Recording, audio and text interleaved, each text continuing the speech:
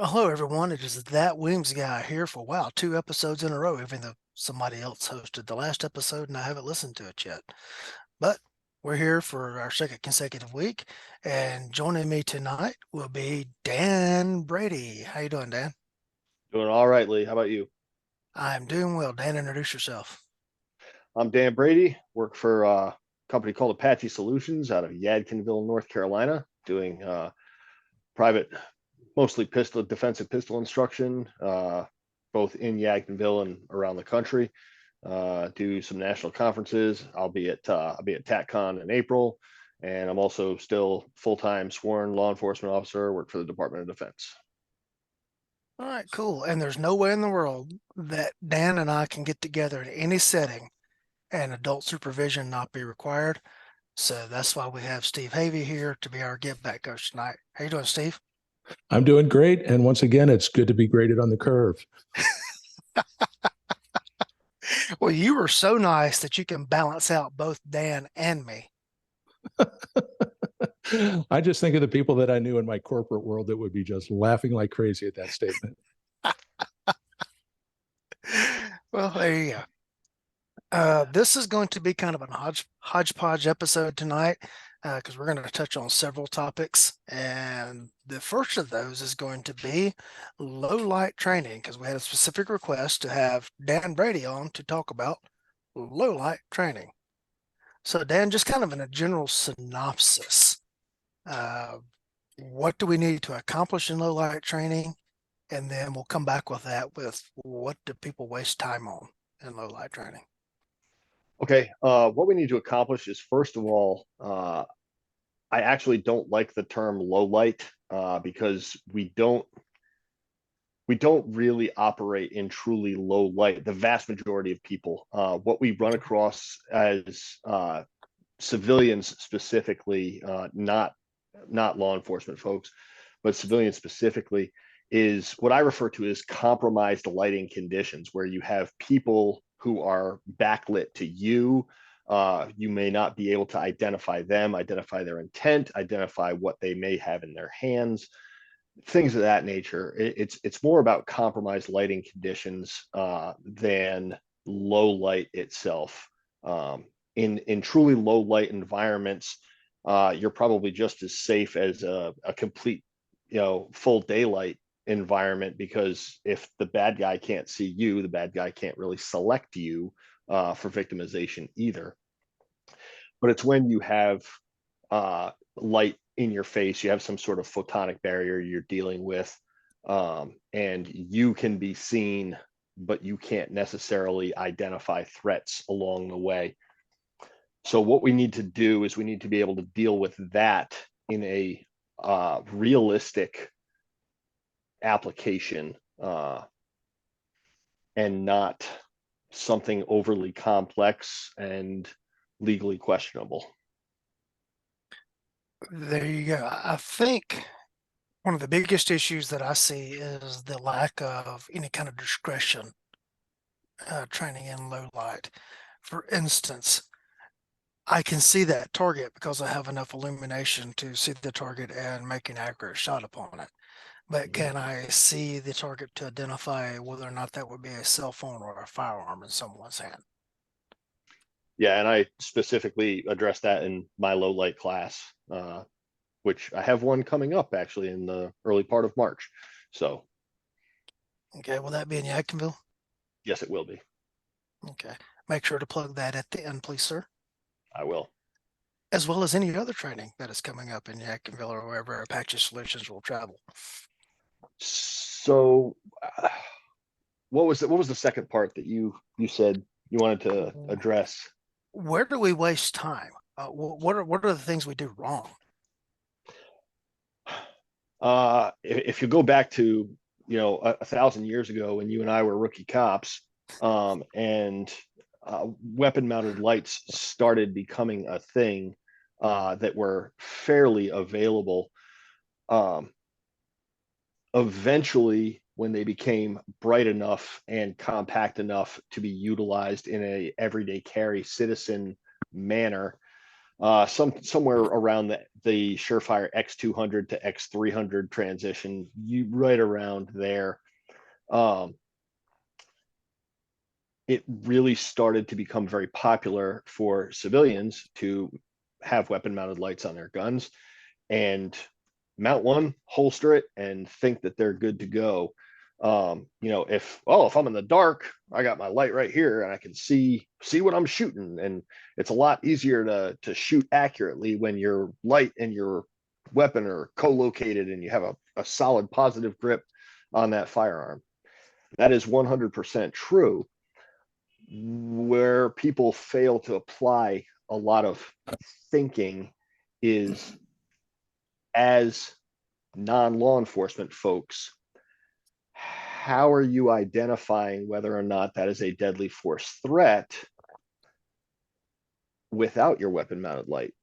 Because if you're pointing your weapon mounted light at what you think may or may not be a threat, well, if it's not, you have also pointed a muzzle of a firearm, at least in the direction of that that mental question that you have as to whether or not this is a threat. And if it's not a threat, in a lot of jurisdictions anyway, you've now committed aggravated assault by pointing a firearm at that person. And even if it is a threat of some kind, but it's not a deadly force threat, now you have introduced a firearm into a hostile situation that may not have required one to begin with. So we waste a lot of time as civilians looking at weapon mounted lights and carrying with weapon mounted lights. I did it myself in an off-duty status for many, many, many years, and it's simply not necessary. I think people waste a lot of time not knowing what they need for lighting, defensive oriented lighting, and they throw a pocket flashlight in their pocket, and it's an everyday carry. It's a full spectrum usage light. It's got 47 modes, and if you need it defensively and you press the one that's got 3 candela and half a lumen for reading a map in your car at night, that is not doing anything to help you whatsoever. And now you got to cycle through 18 modes to get to your pocket sun. So the assumption, I think we waste a lot of time making assumptions as to what we need when it comes to defensive use of light. Yeah, you mentioned using the weapon mounted light basically to search, and I see that as a problem with a lot of cops as well. You see it very frequently. I've seen other cops do it, and then you see a lot in, like, if you're watching use of force videos and like doing reviews, is you'll see folks out with that gun waving it all around, searching, and wherever that light is pointed, the muzzle is pointed. And that's violating, all of the 4 cardinal rules that typically get mentioned at the beginning of every firearm training session. And those are, as Tom Givens would say, those are lifestyle rules. They are not range rules. It's funny you mentioned the different modes on the light. I have joked with several representatives from different lighting manufacturers. Like, I don't need my light to work any other way than when I hit the button, it comes on as bright as it can possibly go. And when I hit the button, it turns off. I don't need these other settings. Thankfully, some of them are reprogrammable so that you can set them up so that when you hit the switch, the brightest light comes on.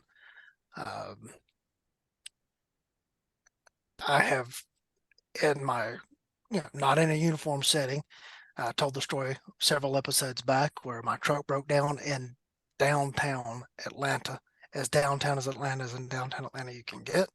And I am in a parking lot waiting for a wrecker, and I was approached by an urban camper, and it's dark, and my verbal warnings to stay back did not stop them, but that 1,000 lumens that came out of my pocket and lit them up certainly stopped them. But I was not justified and pointing a firearm at them.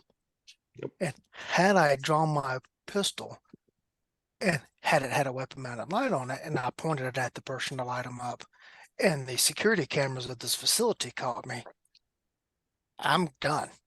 I'm toast because I was not legally justified to do that. And that's where a lot of people, make that mistake. And it almost comes down to, the old "I'd rather be judged by 12 than carried Mhm. by 6," thing that kind of gets tossed around when people don't actually know what they're talking about. And, the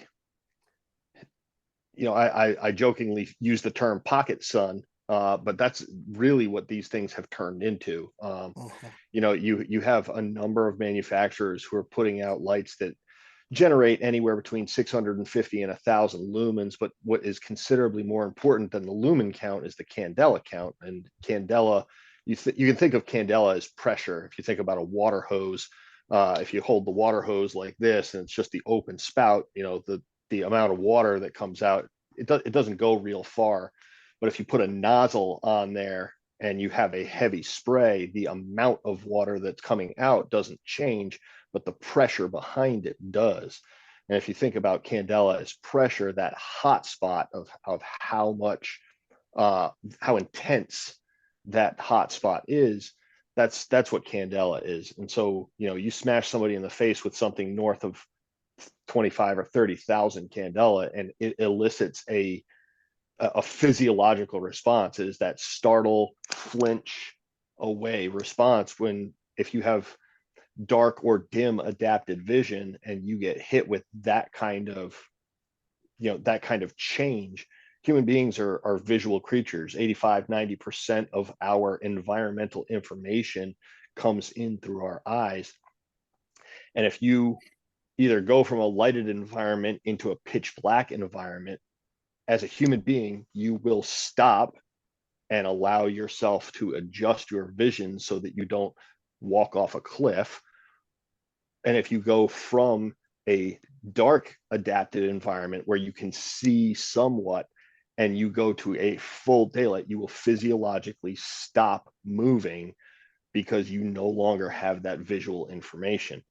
Um, and that's what a, it's what a pocket sun does. It takes away all of your visual information. And as the subject, and it gives me all the visual information I need. Um, so you are both defeating any sort of photonic barrier that you may be facing, and you are also creating one yourself.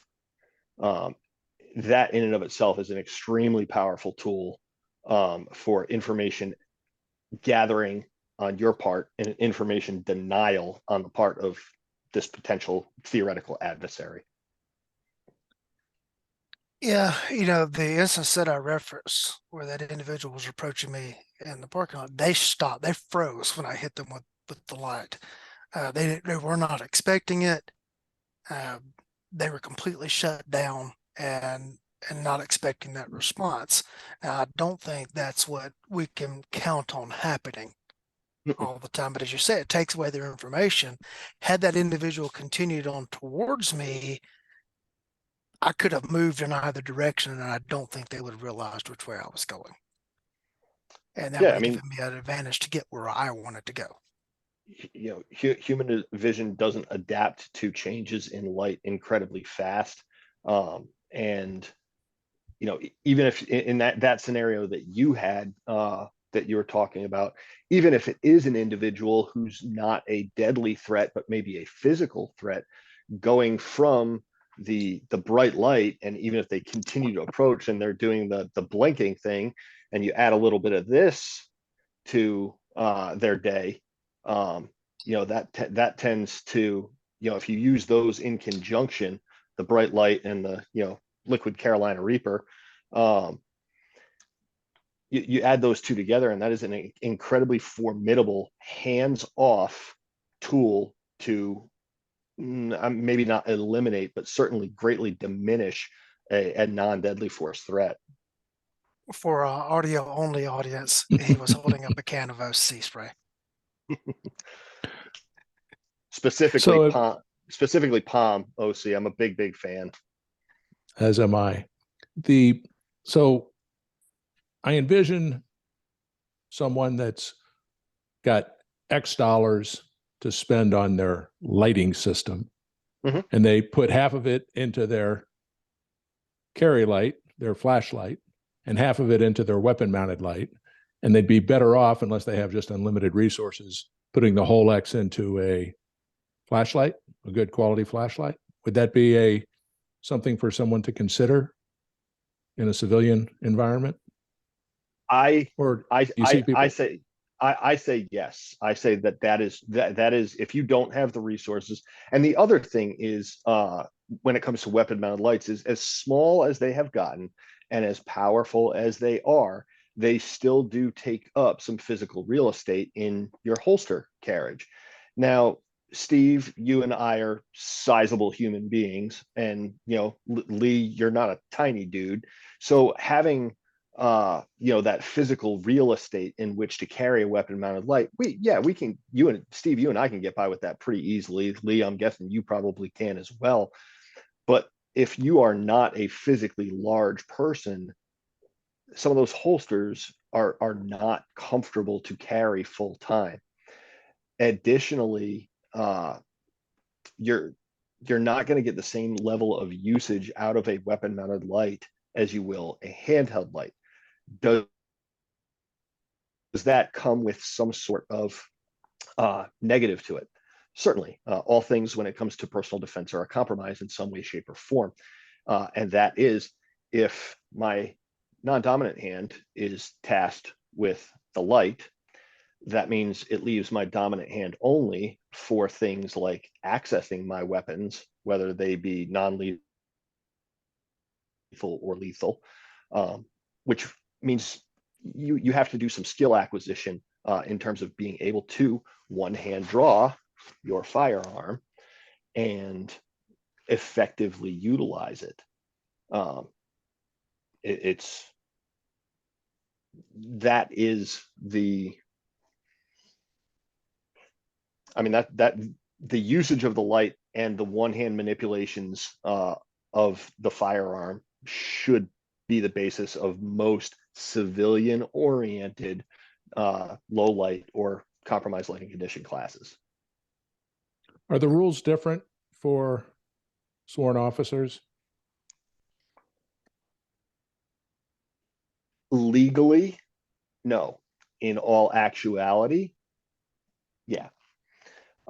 You will see cops get away with muzzling folks on the street who do not need to be muzzled. I mean, everybody here on this podcast, and certainly I would say the vast majority, have watched Cops or one of the other, what is it, Live PD was a thing for a while. I don't know if it still is or not. Any one of those shows where the cameras follow around actual police officers doing actual police work. And if you watched more than 2 or 3 of those episodes, you saw somebody get muzzled at some point who at no time posed a legitimate deadly force threat, or even something approaching a legitimate deadly force threat. And it is seen as commonplace. It just is. Okay. I'm not saying that is the right thing. I'm not saying that at all. But Oh, I'm saying that is a fact in today's society. If you, Steve, some guy comes up into your corner store where you typically deal with gas or whatever it is that you have to buy. The missus sent you out at 8 o'clock at night. And somebody rolls up in there just being a complete buffoon and being loud and threatening and everything else like that, and you decide to unholster on them and tell them to get out and everything else like that, you could very well be looking at criminal charges. A sworn law enforcement uniform is not going to be looking at criminal charges. He may look at a suspension. He may look at some sort of reprimand, okay. depending on Well, the agency. right. The reason I asked the question is because there is somebody out there that has, and one of the reasons I asked the question is we have seen sworn officers do that. And somebody's out there going to be thinking, well, I see sworn officers do it all the time. So why am I going to be in trouble? Well, this is why. And that's why we're discussing this tonight. Now, what about the guy that's sitting at home saying, hey, I've got my 47,000 candela, 1,300 lumen weapon mounted light, and I can just bounce it off the floor, bounce it off the wall to illuminate what I'm looking for, so I don't have to have a handheld flashlight. I can, if I've got a potential threat or I'm worried about it, I'll just bounce the light off of something to light it up. What do you tell that person? Inside your own home, sure. What are referred to as baseboard lighting and umbrella lighting, those two techniques that you described. Inside your own home, 100%. You want to make sure it's not your teenage daughter sneaking in at 2:00 in the morning because she snuck out at 10:30 at night after you hit the rack. Yeah, absolutely. You are not placing that individual in danger because you are muzzle down or muzzle up, depending on your circumstances. And you can very effectively illuminate most American living spaces, unless you live someplace absolutely palatial. Maybe Lee has a 4,800 square foot palace that he lives in. I don't know, but if you have something that's got 25, 27 foot vaulted ceilings that aren't most American ceilings are white, or at least off-white in color. But if you have something otherwise dark wood or something like that, then maybe that's not going to be as effective. But baseboard and umbrella lighting do work. Again, if you are in a CCW, concealed carry type situation, might you get away with that? You might, but again, even if you are legally okay in your particular jurisdiction, or you have a very forward-thinking, defensive-minded sheriff, like some of the sheriffs down in Florida, I can come to mind, who Grady, who are all about civilians defending themselves. Maybe you're not looking at some sort of criminal issue there, but again, you are now possibly unnecessarily, quite likely unnecessarily, introducing a projectile weapon into a unknown environment. And I mean, Steve, you and I were just in Cecil Burch's class together up in Yadkinville, and when you're talking about confrontations in entangled distances, hand-to-hand distances, I don't care how fast your draw is. If you make a bad timing decision, that isn't your gun, that becomes our gun. Communism takes hold right then and there in that tiny little space, and now it's a fight over what used to be your gun and is now our gun. And that's not a situation that anybody needs. mm-hmm.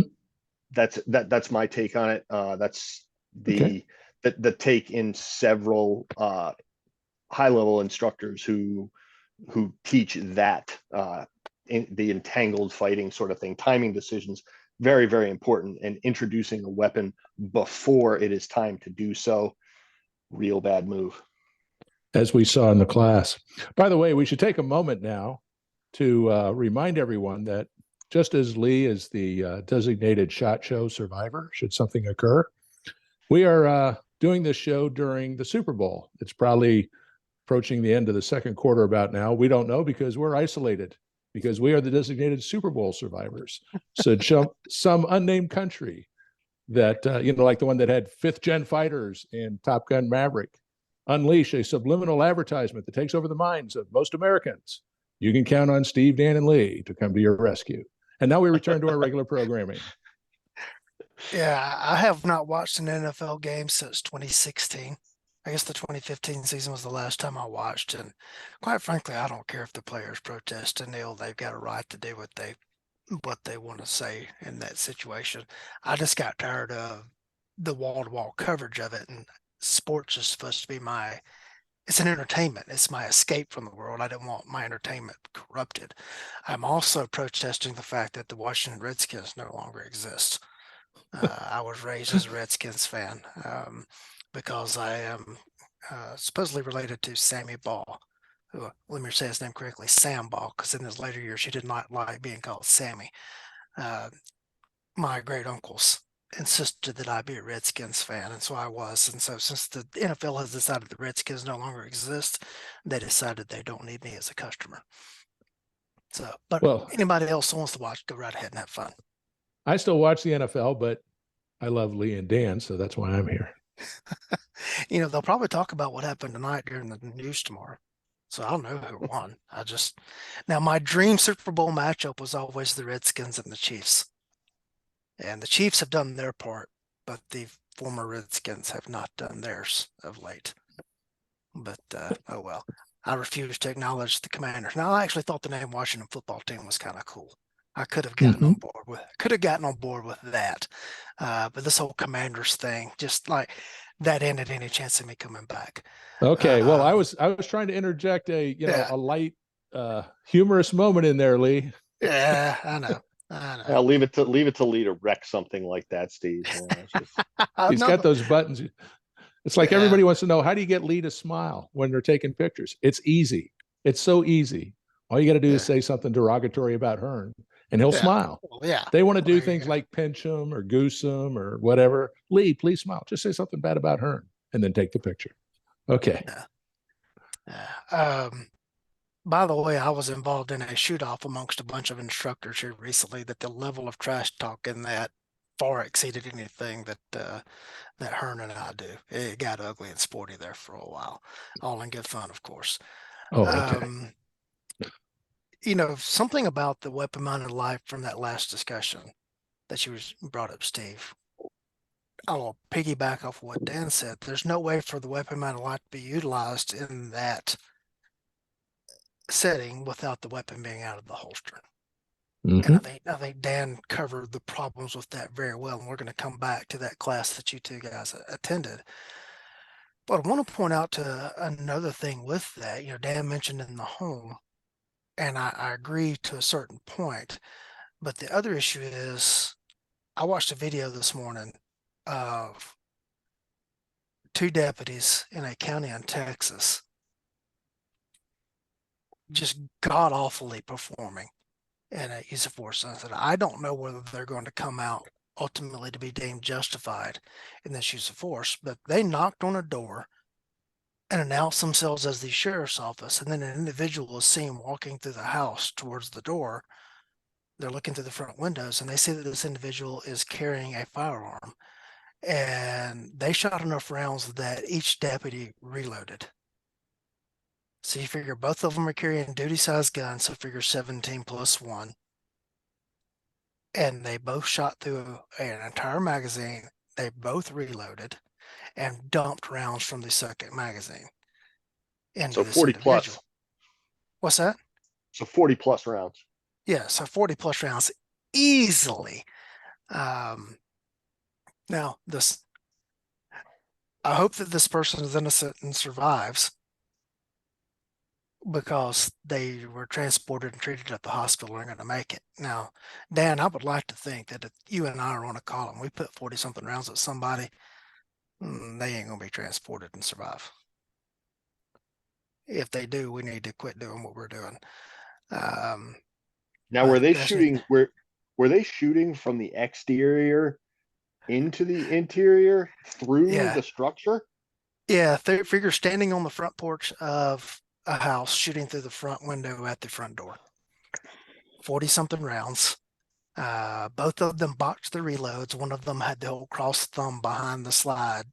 And there was the ever-present, let's get on the radio and tell everybody we're in a shootout in the middle of a shootout. And the person was wounded and survived. Now, obviously, I don't want anybody killed, but yes, this person survived. Let's hope they're innocent in the whole thing. But I don't know if that's going to be ruled justified, because I would have to know the totality of the circumstances, what the call was. Yeah, I do think I'd have to know a little bit more about the nature of the call. If it's a domestic disturbance call, if it's a man with a gun in my house call, if there's if there's something along those lines, you'll probably see some level of justification there. Well, the call was they had responded to a break-in. This was in an apartment complex. They had responded to a break-in in another apartment. They searched that apartment, did not find an individual in that apartment. They then received a call that there was a person in another unit, and they went to that unit and there was a busted window. So I certainly understand guns out, etc. Well, someone just walking towards you in possession of a firearm is not a legal justification to shoot them. especially if it's their house. Right. And because that was my first thing is how do we know that's not the homeowner? And so to tie that into this discussion, well, I'll just bounce the light off the floorboards or off the ceiling of my house to go see who that is at the front door. Well, what if it's cops that fear bite? And I don't know whether or not these two deputies are going to end up being justified. It could have been that was a serial axe murderer that was coming to the door and the like. But that might have just been a fortuitous yeah, that's a circumstance for fortuitous them. outcome. That's not good tactics. Dan, I'll send you the video link later when we get off air. It was shockingly disturbing, the lack of execution and skill. And that's even beside the point of the whole justification question. But I do think it fits well in our discussion tonight about having that weapon out of the holster for anything other than it's time to deploy deadly force. I can't disagree with you in that specific instance, right? We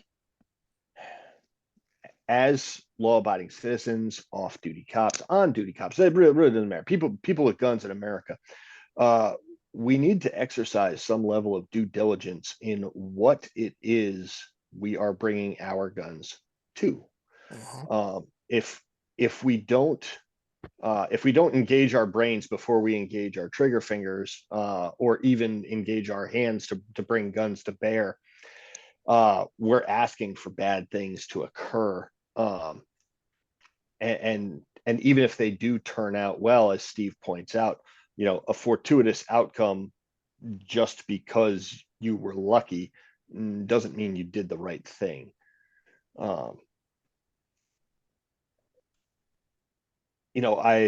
People tell me all the time, when with home defense stuff, well, just barricade your bedroom door and you call 911 from there. I live in a single floor, split floor plan house with teenagers. My bedroom is on one side, kids' rooms are on the other side. If I have a forced entry into my home, I have no choice. I have to leave my bedroom to get to my kids. I have to. So that brings into question, okay, under what circumstances am I bringing what to that fight? Is a light going to be advantageous or disadvantageous? I'm going to say it's advantageous. But if somebody's knocking on my front door, even if they're doing the cop knock, the cop knock with their foot at the base of the door, I may be bringing a gun with me because I don't know precisely who is at my door until I physically see them. But then again, technology being the wonderful thing that it is, I can pick up my cell phone and engage all my cameras, and I can look and see who's there before I go to my door. So, yeah. You may have just heard in the background part of my home alarm system because something just activated the Terrier. And I don't know if my mic is picking it up or not. That's trouble. The hound dog is base. And it gets very loud here should anything disturb it. And there's base just fired up. So whatever it was activated both parts of the security system. Steve, I want to go back to your question about if you had X amount of dollars to spend on lighting, where would you spend it? I would argue that for most people in the private citizen context, that a flashlight is always a flashlight, in that handheld flashlight you can take into places that you're not going to be allowed to take a weapon. mm-hmm. And it still has those same uses that you can use as far as like identifying threats, dissuading threats. what does this read say because I can't read it in the dark?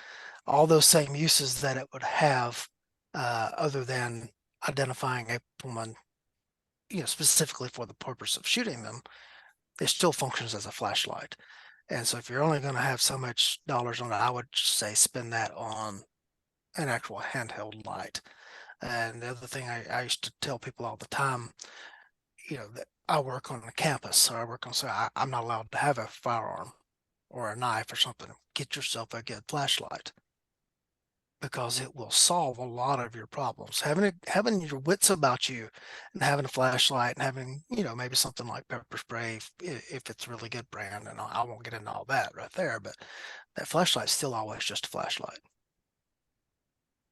Well, And legally, a flashlight can be a flashlight, but not all flashlights are created equal.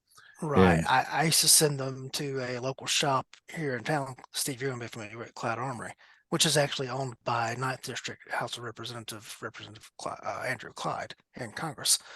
Uh, I would send people out there, go in there, tell the salespeople that I sent you, you need a flashlight. And of course, they would take them and give them a good you know, still constructed flashlight that had DNA scrapers and the like on it, that it could also be used as a little Kubotan if it needed to be.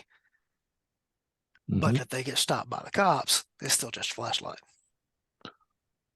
But a lot of people will balk at spending that much money on a flashlight, and they shouldn't.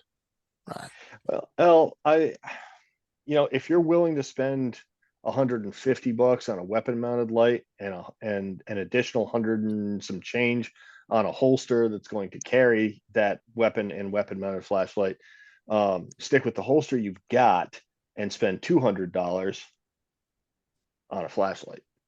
Mm-hmm. I've carried flashlights I think from every major manufacturer. I've tested flashlights from a lot of manufacturers.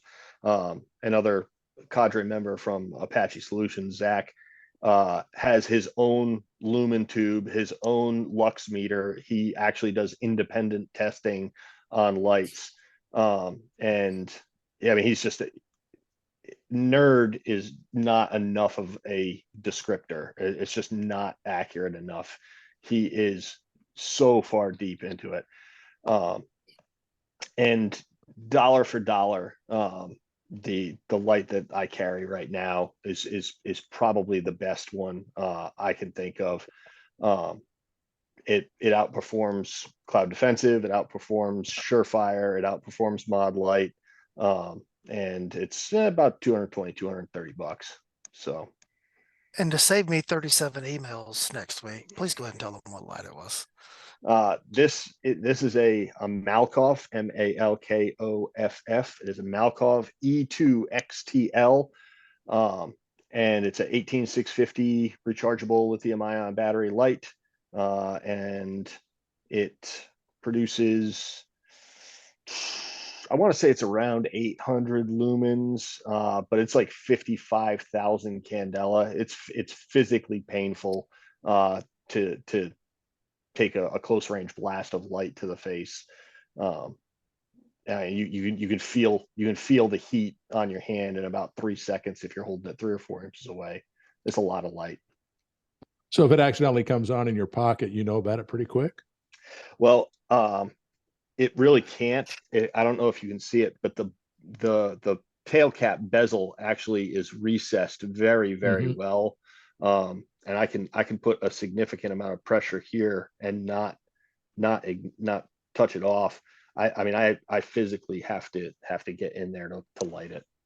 So it's like putting the shell into all the way into the shotgun when you put your thumb in there. Okay. I'm a big fan of the Surefire Stiletto Pro. I don't know what they cost because I didn't pay for mine. But I have one. I really like it because I like the way the pocket clip and the flat profile of it works. And it just slides into my offside front pocket.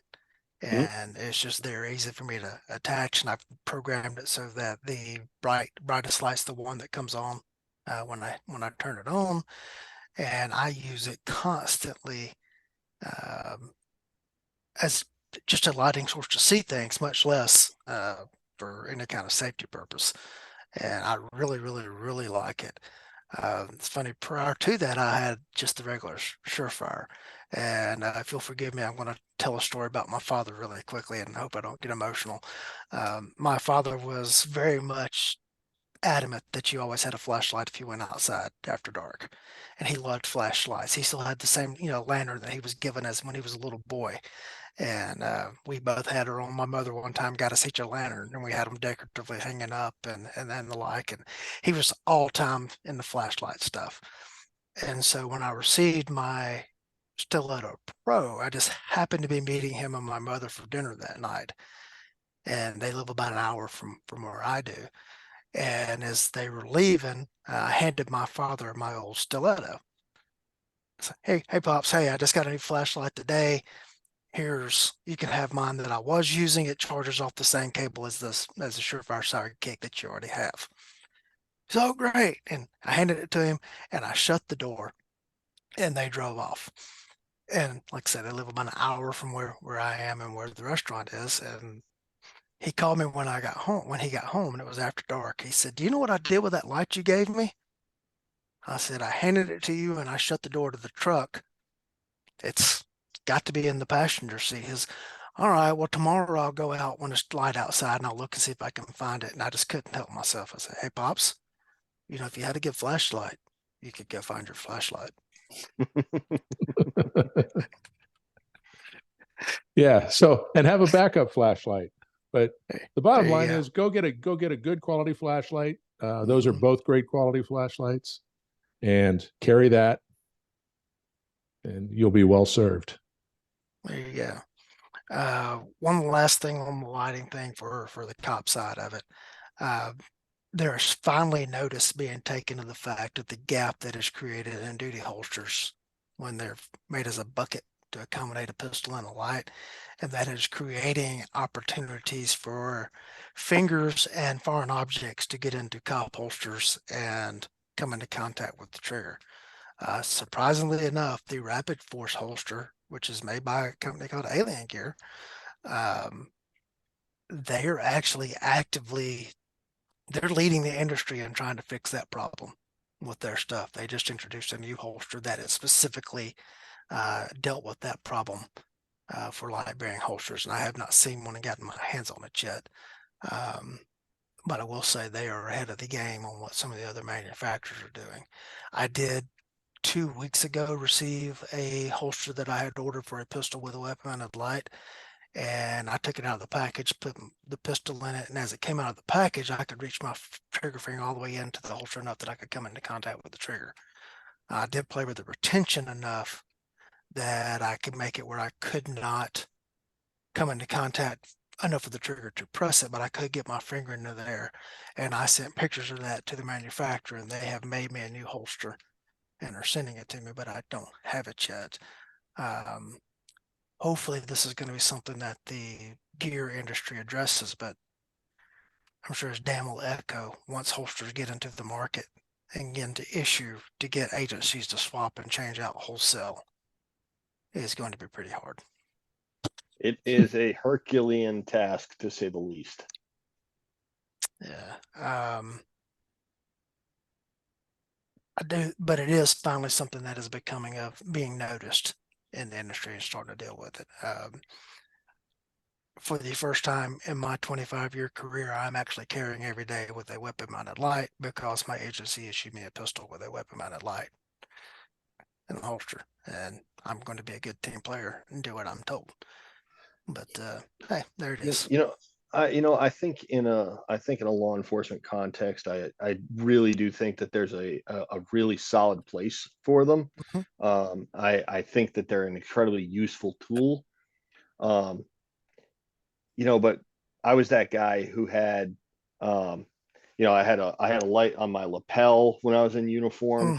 Mm-hmm. I had, my pocket light. I had another light on my gear vest.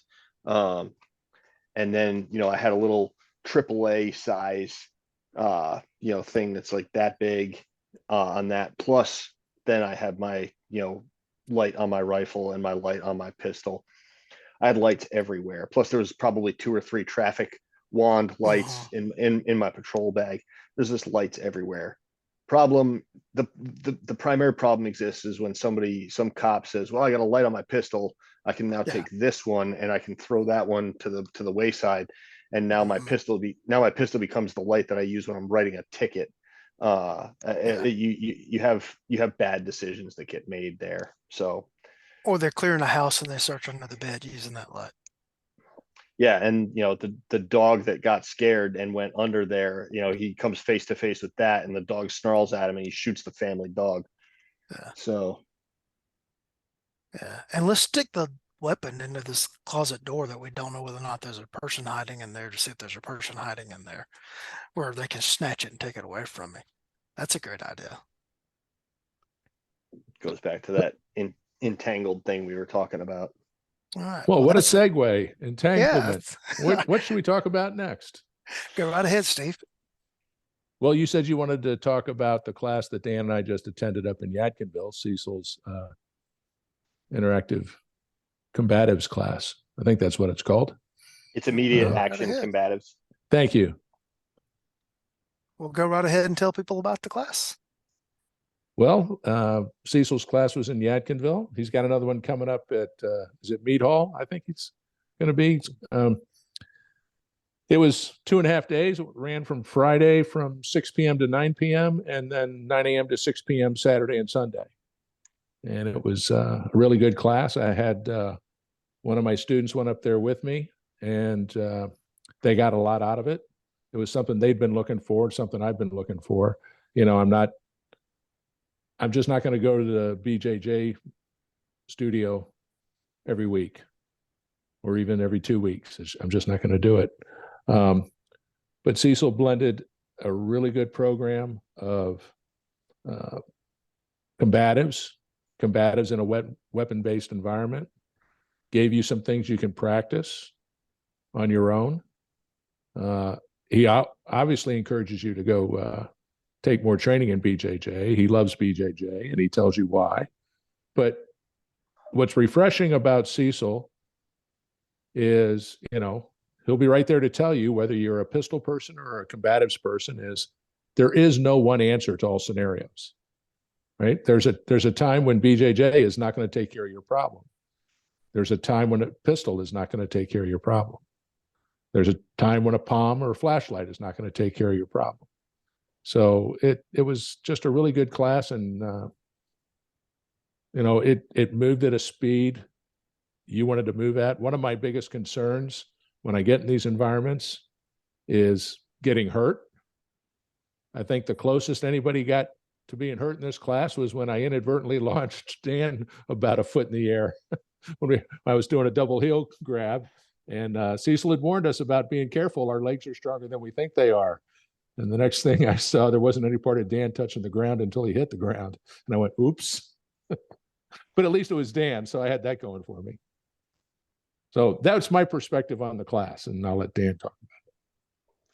So, yeah, I love me some Cecil Burch. What a guy. And, we had folks in the class who were from literally zero experience. They had no firearms experience. They had no combatives experience, never taken so much as a karate class when they were a kid, all the way up to, Brazilian Jiu-Jitsu, belted folks, purple and brown belts in the class, and everything in between. There's a couple members of the Apache Solutions cadre in the class with varying degrees of combatives experience.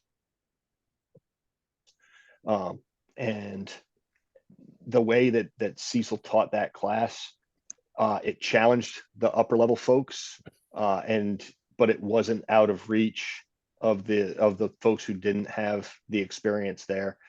Yeah, I was really, really happy. We had a guy come down, one of my students from Maine, Patrick. He came down. He's a Brazilian Jiu-Jitsu purple belt, and he's been looking for that class for quite some time. So he came down, stayed with us at Apache. We had some private range time with him on Friday and again on Monday. And it was great because I had no idea that Steve was going to be there, and open the door to the lounge, and there's the magnificent Steve Havey. And I was like, oh my, of all the places, of all the classes to run into Steve Havey, it's, combatives class, I'll be lucky to make it to Steve's age, let alone still doing combative classes. I was lucky to make it to my age. Of all the gin joints in all the world, you come walking into mine. Right. And ran into Chet Palumbo, who's the combative lawyer. He's got a podcast, he's got a YouTube channel. Does a lot of legal stuff. Talks a lot about defensive legal concepts and things of that nature. Brazilian Jiu-Jitsu purple belt. Great guy, and I've known him for a couple of years via social media and stuff. But this is my first time interacting with him in person. Fantastic dude. And it was just a really great class. Really enjoyed that. And I was very sore all week. My shoulders are junk anyway, but yeah, my shoulders, my elbows, I was not feeling my best life that week. What kind of stuff did you guys do in the class? Steve, you want to start without giving off? away all of Cecil's? No, I mean, we went through a lot of the basic ground entanglement, guards, using your legs, using a heel grab, underhooks, overhooks, swimming, pummeling, the difference between pummeling and swimming, how to maintain your posture, how to keep your waist below the other guy. I mean, a lot of basic stuff that we didn't know, those of us that haven't taken that type of thing. I mean, we get a little bit of that in ECQC. I went through ECQC. You've been through ECQC, Lee. It was like ECQC without the Sims around and without the guys that have been there 3 times and they're coming back so they can figure out how to beat you up. Let me show you how I can fold you with your clothes on, right? So, there was one lady, she came with her husband specifically so she could throw her husband around. That was her goal for the class. The really good part for both the weapons-based guys and the BJJ guys, right? Because you had guys there that were really into BJJ, but maybe not so much weapons, and some that were into weapons, maybe not so much BJJ or grappling, any kind of hands-on entangled fighting. And just as we saw when I took ECQC, and which I was guilty of in ECQC, and would have been guilty of here if I'd have gotten in there with a weapon, people going to the weapon too soon and as you mentioned, you're not going to have the draw speed that you thought you were going to have. And people want to get to that weapon, and they want to get to that weapon too soon, and the problems that causes. And that was an eye-opener for people on both, whether you were weighted towards BJJ or weighted towards weapons. That was very eye-opening for a lot of folks. So yeah, the ECQC that Steve is referring to is Craig Douglas's Extreme Close Quarter Concepts class. And if you can find that at shivworks.com and find the schedule. And Cecil's company is immediateactivecombatives.com. And right. Cecil's been on the show a number of times. Dan, what were you saying? Steve hit on a really good point there, is that a lot of gun folks, when you start to go hands-on, and you get in that entangled space, the gun becomes a safety blanket mentally. And they have this emotional reaction of, if I can get to the gun, everything will be okay, because they're gun people, right? And they've fired tens or hundreds of thousands of rounds, and they're very skilled. They know that they're very, very skilled with the gun. And that is not just a intellectual knowledge, it is a deep-rooted emotional connection that you have with that tool, and it makes everything okay. But when you contextualize that, and like I said at the early portion of the podcast, when you make that poor timing decision, that becomes our gun. It's no longer yours. And fighting over a gun. I mean, you guys have both been through ECQC, and I've been through it as well. Fighting over a gun, even a Sims gun, is it's a harrowing experience. I think that's the best way to put it. You have a lot of emotion involved in that, and if you make that mistake in training, you may end up with a painful lesson. You do that in real life, you might not walk away from it. So it's best to make these mistakes in a well-constructed class like Cecil's or Craig's or Cliff's or anyone, John Valentine, any one of the other combatives guys who are Ben Aubin from Redbeard Combatives. There's a number of guys out there who just have really dialed in classes that mix grappling in a weapons-based environment. And if you're listening to this podcast and you haven't taken one yet, step outside your comfort zone and do it. If Steve Havey can do it, and Lee Weems can do it, and Broken Dan Brady can do it, you can too. You mentioned Cliff. Is that Cliff Byerly?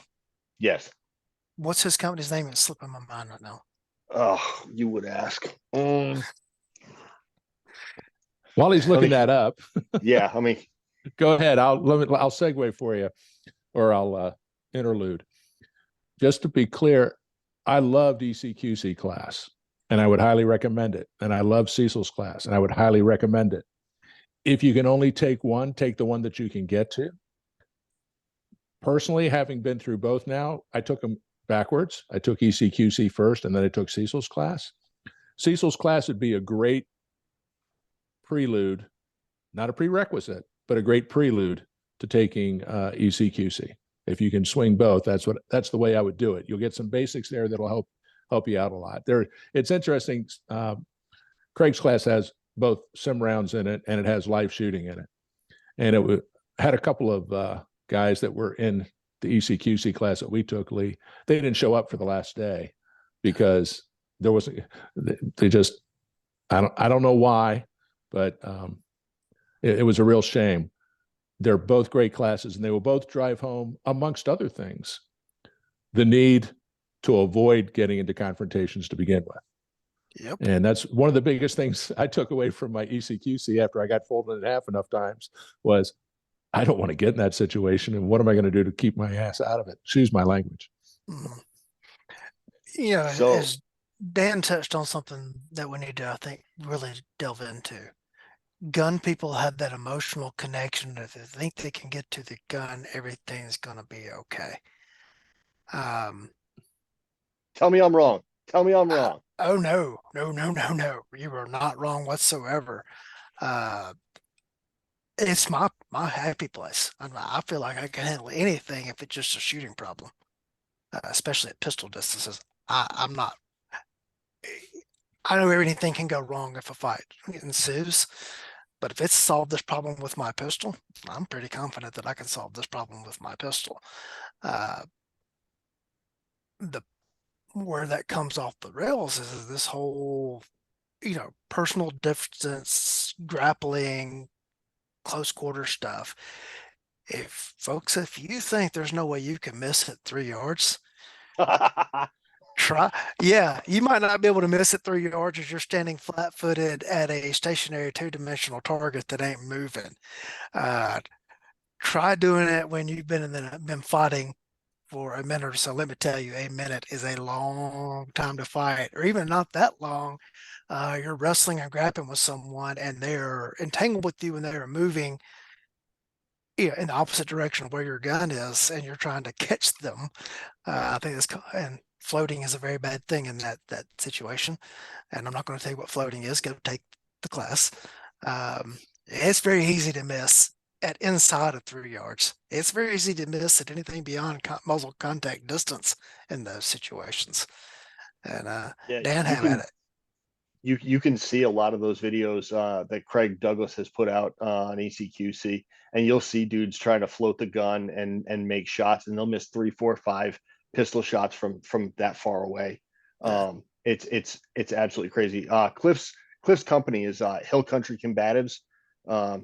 That's Cliff Byerly, and he also puts together some really good stuff.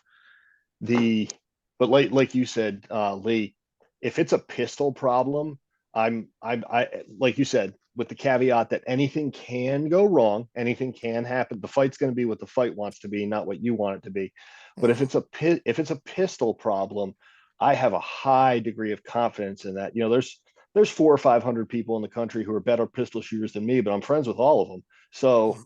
like, well, I don't have anything to worry from those people because I'm friends with all of them. Right. It's, you know, but when you do, when all of a sudden, you know, you're at that contact distance and 6'7", 250 pound Steve Havey's got his mitts on you, just like, yeah. Um, it's a very different world. Yeah. Yeah. I had a conversation with the baby cop the other day that in a scenario situation, they asked me at what point would I have drawn my firearm? And I said, we don't have the same answer to that question.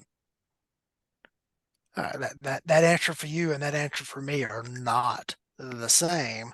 Um, because I know exactly how long it's going to take me to perform certain tasks, when I need to start that task, etc. You don't know that at this point in your career. So don't be trying to do it on when I would do it or someone else would do it. It's when you can do it within your skill level that you can do it. I will teach you when you are justified to do so, but not an exact moment of when you should do so. And everybody wants that memorization answer, but you really need the understanding answer. Well, I mean, that's what happened, you know, with the Tooler principle, right? The Tooler principle got turned into Mm-hmm. the 21-foot rule, Mm-hmm. because everybody wants that hard, factual, this distance, this number, this time. But the Right. fact of the matter is that, you know, Sergeant and then later Lieutenant Tooler, he never said anything about a rule.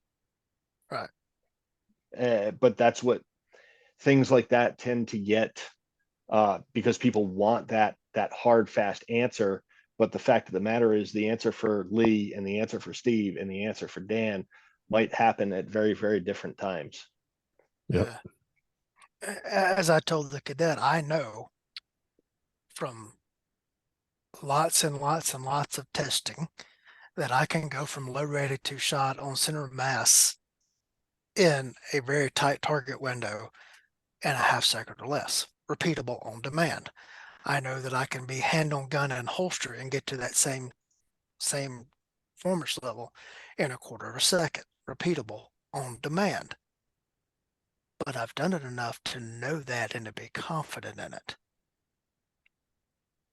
And and I'm not saying that braggingly. It's just, this is what I do. This is my, not only is my profession, it's my hobby, it's my fun. And I've done it enough under testing and tight situations to know that I can do that. It's my happy place, as you said it perfectly, Dan. It's my comfort zone. That equation completely changes when I'm wrestling another person. All right, those times that I just quoted you are standing on a range shooting at either a still target or a stationary target, whatever. Um, and and put it on the computerized scenarios and all that kind of stuff. Those times don't change. Um, Doing it one-handed while I'm fighting off someone with the other hand, that situation changed. The math ain't the same. Nope. Steve, you look like you got something smart to say. Well, and I think that goes back to the whole, you talked about how fast you could shoot, how fast you Yeah, could come from low ready, how right. fast you could come hand on the holster. Now we get to the 1 second draw, right? Those are all about how to shoot fast. But as you pointed out, that's shooting a stationary target. Now nobody, and certainly not me, is saying that being able to draw faster isn't good. It is Right. good. The faster you can draw, the better. The faster you can think, the better. The more accurate you are, the better. And it has to be both speed and accuracy. Heard a couple of old fuds on a podcast the other day say, accuracy's more important than speed. Well, okay. But if I take 10 seconds and I'm very accurate, it's no good. If I'm take 0.2 of a second and I miss, that's no good either. It really is a combination. And what's important for people to understand is what you can do in that environment is not the same as what the environment you may find yourself in and are more likely to find yourself in a fight. And you have to expose yourself to both of those. You have to do that training on the square and flat range, because that's where you don't have a whole lot of opportunities to do the other type of stuff. So, but do them both. That's all. And I would be remiss if I didn't point out that just because you do the skill in a certain amount of time and the bullet goes where it's supposed to go, doesn't mean that it's an instantaneous stop. Yep. You may still have the entangled problem, even if you've shot the person. Right. That's And right. none of it matters if you're not legally justified. Now, it's not ambiguous at all when someone is wrestling you, trying to get your gun away from you, or whatever. That's a pretty unambiguous situation. But you got to understand the legalities and the justifications. Yep. I was talking to John Valentine just the other day, and he touched upon what you were just saying, Lee, about the skill building that folks like us really enjoy on the square range, and figuring out how long does this problem take, how long does this skill take me to do, this combination of skills, whatever it happens to be. But we need to remember that, like you said, the math changes when you are opposed.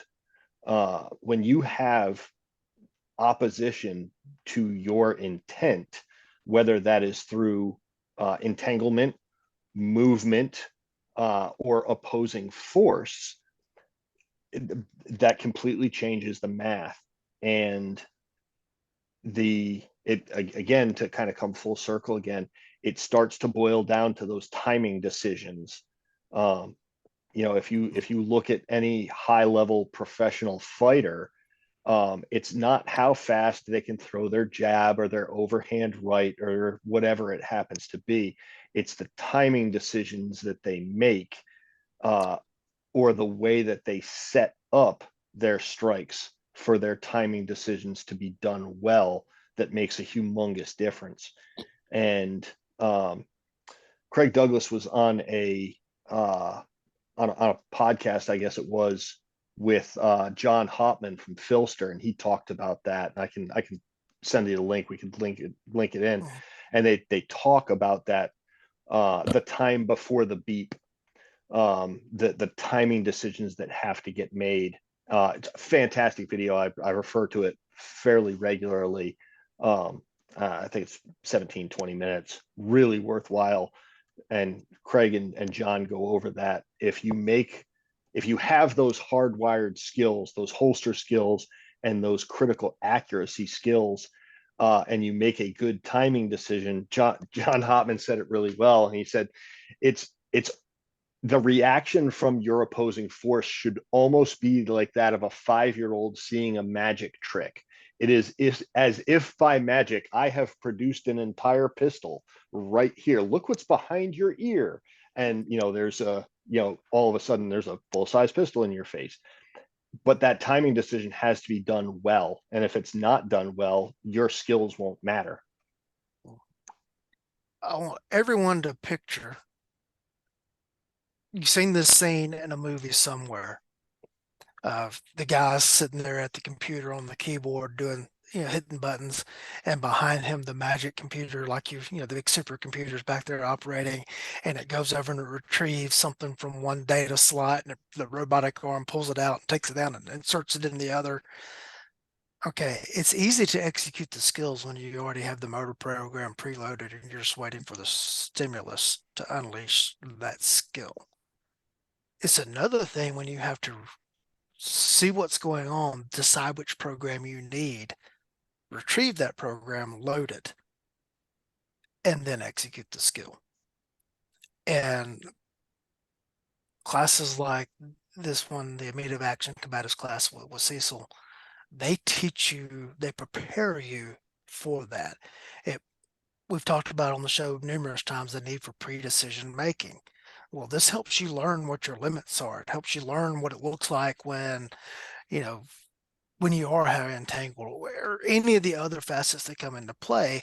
And it helps you, one, defeat the panic factor when it happens for real, because now your brain's not being introduced to it for the very first time, versus when you're facing it and you're having to adjust to it on the fly and then figure out what to do. Then it's hard. But when you already know what you're going to do when certain things happen, and you don't get to say that, well, I would just, because that doesn't work. But if you understand what it's like to have to time that presentation in an entangled situation and the like, when you've actually seen what happens when it goes wrong and when it goes right, all that kind of stuff, it will help you make better decisions if you have to make them under duress. I have a pistol that I absolutely, positively love. It is the most accurate pistol that I have ever owned. I love shooting it. I achieved a very significant shooting milestone with it. I do not carry the pistol because occasionally it malfunctions. Now, I know what causes the malfunction, and I know the manufacturer would fix it if I send it back to them. The problem is that the pistol's worth more to me as a training aid as it is than just having another gun. That I got plenty of guns that function flawlessly that I could carry. One of the reasons I love this pistol, that occasionally I get that unexpected malfunction, and then I have to diagnose that it happened and I have to fix it.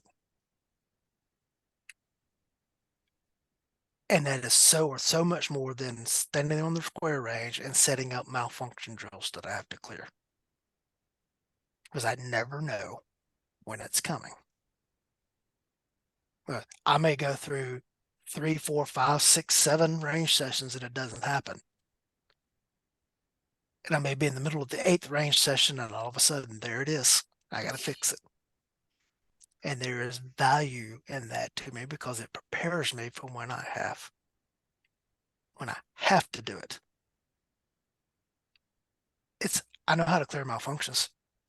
You put me on the timer and I can do it, but oh my gosh, my gun just did it. Now what did it do? Now fix it. That's why you go to such a training class. And what do you talk? Yeah, the thing Cecil touches on that, but you said, well, I would just, sure you would.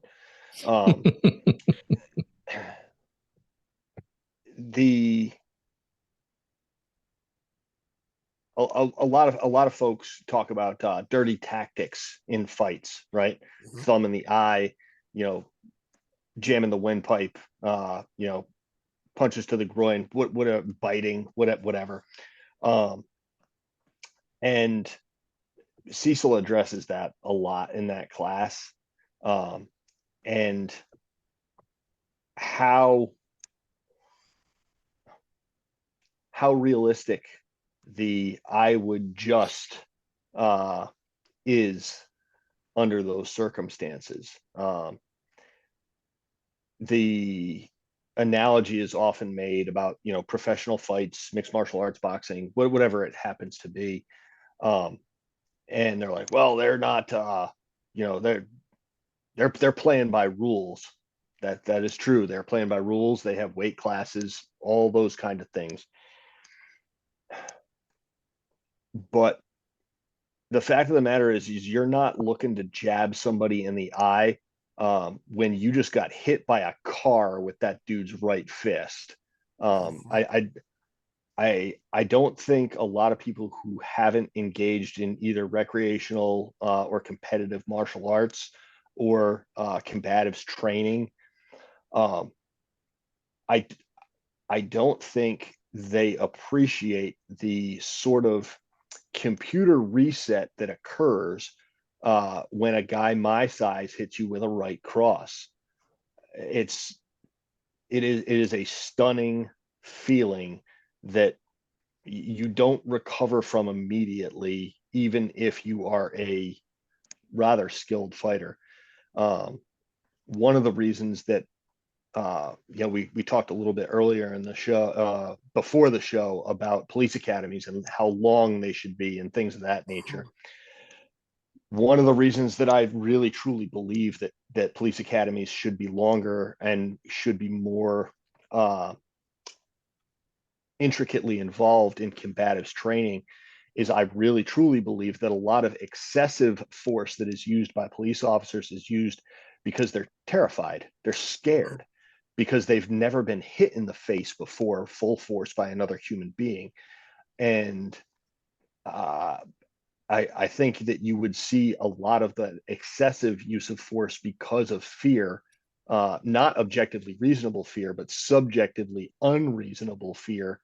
I think a lot of that would go down if they had engaged in some actual combatives training, not some of the, how to phrase this nicely, um, control and restraint or defensive tactics stuff that is taught in police academies in service training nationwide. Um, there are some police forces out there, some agencies that actually do entangled combative stuff. I know the Gracie School has some law enforcement centric programs and things of that nature. I'm 100% behind that, but that is the exception, not the rule in law enforcement training. And I think that's one of the things needs to change. I strongly and wholeheartedly agree with that statement. I think maybe you need to do it at as like an immediate post certification course, like post as in immediately after done, not post as in peace officer standard training. Um, have the initial certification, but then you got to stay for like 2 more weeks for more combative training or stuff before you can actually get released from the academy. Because if we do that to the level you're talking about during the academy, you're going to have injuries to the point that people have to drop out and come back to academies because they have to recuperate. So maybe it'd be a thing we've earned the certification, but now we've got 2 more weeks of combatives or 3 more weeks of combatives or whatever the like is. Georgia has embraced the whole BJJ philosophy that has been integrated into, I know, the academy control tactics curriculum, and there's actually now a specialty certification from our Georgia Post for BJJ instructor. I do not know what the requirements for that and as to how they are because I don't speak the language. I don't know. I sent when the thing came out, I sent it to Cecil. Said, "Hey, look at this." I know some guys that are like blue belt level that have the certification.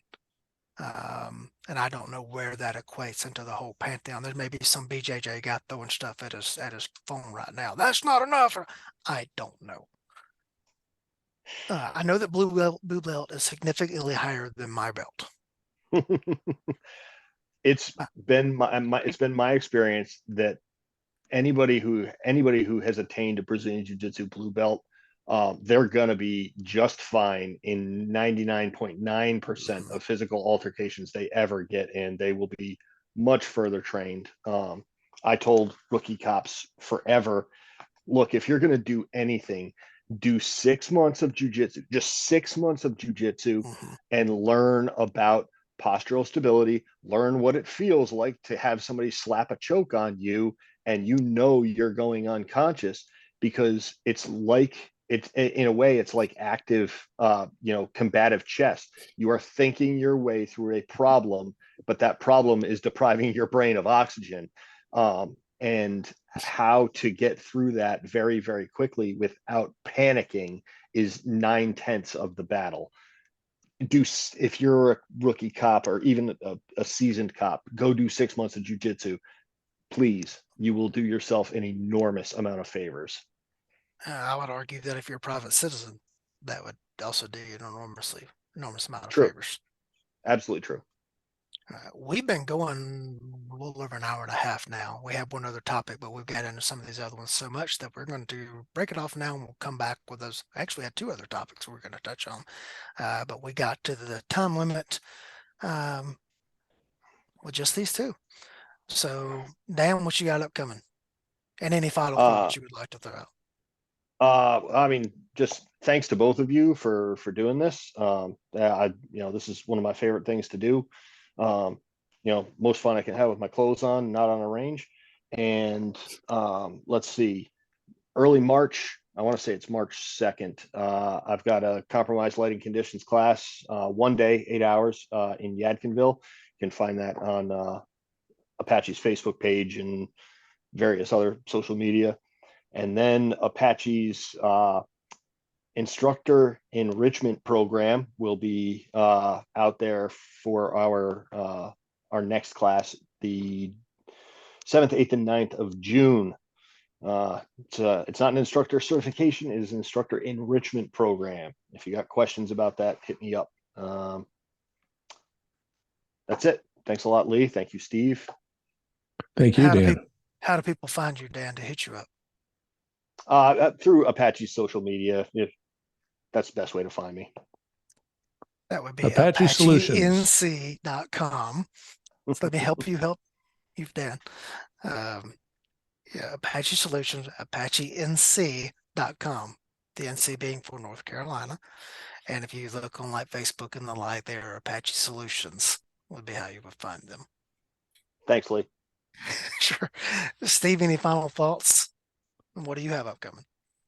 Well, let's see. I'm doing a revolver class on Sunday morning, March 17th, a shotgun class on Monday evening, March 18th at John Creek Indoor Gun Range. I've got looking very much forward to TACCON in April. Going to be assisting the most magnificent Akil Kadir at the Mingle in May. Looking forward to that. I think before we turn the lights out on this program, we should talk about how, just remind everyone that Dan had his lights turned out during Cecil's class. So they were practicing a choke, and Cecil said, okay, be careful because you'll go out pretty quick. And next thing we know, Dan's over there taking a nap. It happens just that quick with certain chokes. Dan got to fly. He was the only one that flew through the air, and he was the only one that got choked out. And somebody woke him up. That's the amazing part. No, we waited till he woke himself up. Okay. He was great. And I do want to give a shout out to another gentleman that was at the class, Walt Settlemeyer. He was a big help for me. He was a great training partner, and it was really good having him there as well. Okay, cool. Well, first off, thanks to you two guys for coming on the night that some people are involved in some other entertainment activity, and taking your time out to do this evening. I am at the halfway point of the next to the last class in the graduate program that I'm in. I should be finishing with it sometime early to mid-May. And at that point, we'll see what I do as far as like coming back out doing some open enrollment classes. I've got one scheduled September, I think 21st in September Cisco, 21st. Georgia. Yeah. September 21st in Cisco, Georgia is our tentative date right now, but we have not decided on what class and stuff it's going to be. But I know it's going to be till after at least mid-May before I can actually start getting back out there. So I need to start planning now for some stuff, for whatever I'm going to be able to do. The new job is going well. I'm very much enjoying it, but I'm still learning my way around to that, and I'm kind of trying to focus on that more so than doing business stuff right now, plus the grad school, plus the teaching the college classes and everything.